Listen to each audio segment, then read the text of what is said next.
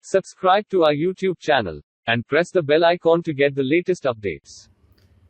Hello friends, this is Vijay Bhambwani, and in my videos, I try to help my viewers decipher the subtle messages of the markets and help them to understand the market nuances better. In this particular video, I want to help you think better about what happens in the market at any given point in time when news is announced. Now, obviously, there are two schools of thought in the market. One would think that the news is positive and buy, and the other would think that the news is negative and they would sell. We traders are brain warriors. We get rewarded by the markets in what is known as profit for thinking right and going right. And nothing happens in the financial markets without a reason, and the reason is invariably financial. So, recently you would have read the news that the US is trying to influence its European partners into imposing sanctions on Russia and stop Russia from selling its gold in the international market. We all know Russia is one of the swing producers of gold, and its gold output and sales in the international market can influence the price of gold significantly, which is why it is called a swing producer of gold.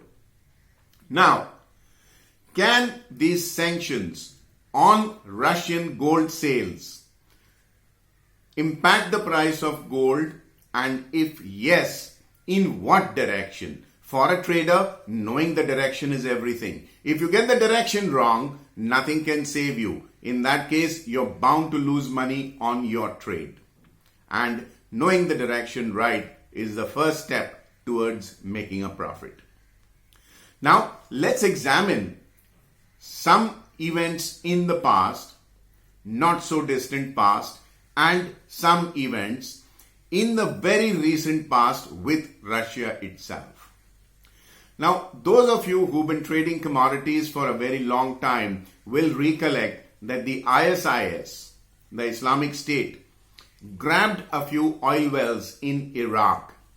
And when this happened, the news media went berserk with excitement and said oil prices would shoot up because ISIS now controls the oil well. The point is that oil prices actually fell very sharply. The more the ISIS tried and commandeered more and more oil assets, the more the price fell. Why? Because to ISIS, oil was merely a means to an end. The means to raise money by selling oil at whatever price they felt was right. If their cost of oil was zero, so whatever price they got was 100% profit. With that money, they could buy more weapons. Now, this went against the expectations of a whole lot of people in 2014 that the ISIS capturing oil wells would send the price higher. Oil actually fell. Now, fast forward to 2022. In February, the Russians attacked Ukraine.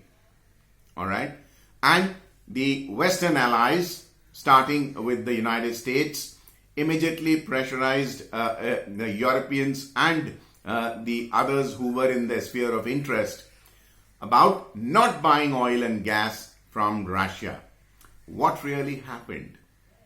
The Russians started to sell oil at a steep discount. Initially, there were worries because insurance companies refused to cover oil tankers that were venturing towards Russia or Ukrainian sphere of war, saying that no insurance cover would be given to such tankers. The Russians found a way out by giving delivery of oil ex-Singapore. They started with a 20% discount, went up to 22% discount, and I've heard reports of as much as 28% discount to the then prevalent price in Europe, which is where Russia started selling oil. So any embargo on oil and gas failed. In the past, in the case of ISIS, when the ISIS captured oil wells, prices fell. In the case of Russians, when they were stopped from selling oil, similarly, markets thought oil would shoot up, and you would have heard the reports about or estimates about 175, 200, maybe even 225, $250 per barrel. We are still struggling where WTI is concerned. We are still struggling to break out above 115. I'm not saying that price will not go up, but I'm basically trying to tell you to think the way the market thinks. What if the Russians were to do to gold what they did to oil, which is, hey, we are going to give you gold, delivery XYZ place, not in Moscow, but at 3, 4, 5 or 7% discount. Is that possible? Very possible. Definitely possible.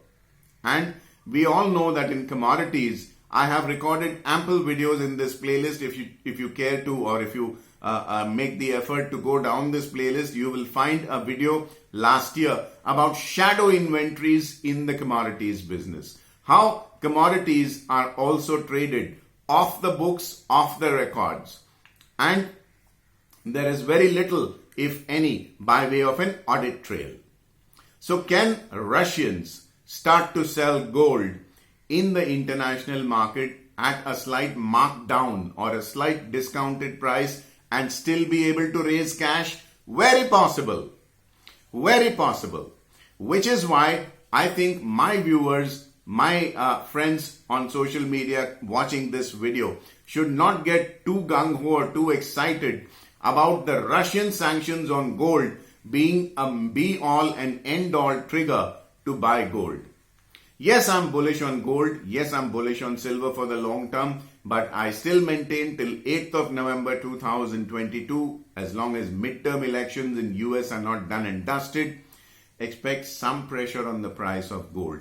And sanctions on Russia need not be as bullish a trigger as the overall market is expecting it to be.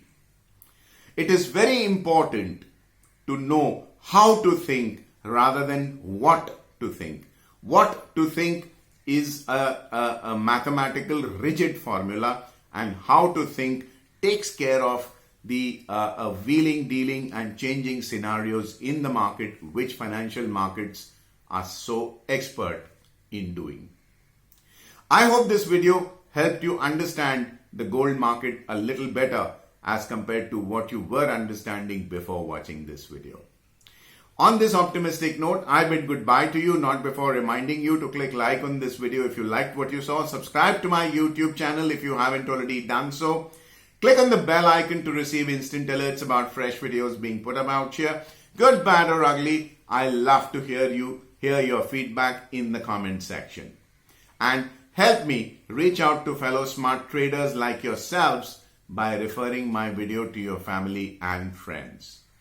Thank you for your patience in watching my video. Till we meet in my next, this is Vijay Bhambwani signing off for now. Have a very, very profitable day ahead. Bye-bye.